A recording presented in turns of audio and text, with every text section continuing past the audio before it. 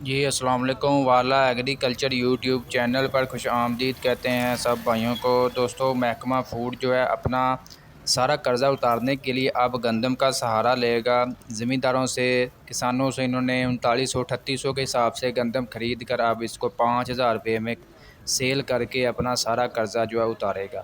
اس کے مطلب اتارنے کے یہ خواہش مند ہیں اور کافی زیادہ امکانات ہیں کہ یہ تقریباً یہ فیصلہ کر لیں گے۔ تقریباً اس کے اوپر ابھی فی الحال کوئی یقینی فیصلہ نہیں ہو سکا۔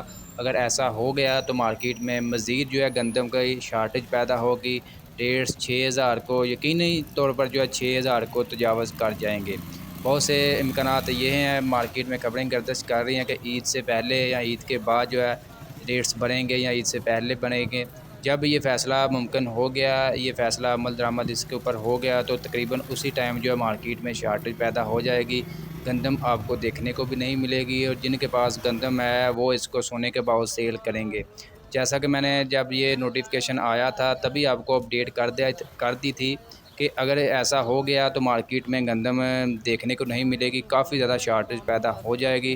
اور جن زمینداروں نے ابھی تک گندم سنبھال کر رکھی ہے وہ اپنے سمجھنے کے سونے کے بھاؤ سیل کریں گے، والے نیارے ہوں گے، اور جو عام شہری ہیں ان کے لیے مزید مشکلات پیدا ہو سکتی ہیں۔ اس کے اوپر ملز مالکان نے بھی جو ہے دھمکی وغیرہ لگا رکھی ہے کہ ہم آپ کے اوپر کیس وغیرہ کریں گے، کیونکہ محکمہ خوراک کا جو ملز کا سرکاری کوٹا جو ہے گندم کا وہ ختم کرنے کا عندیہ دیا ہے۔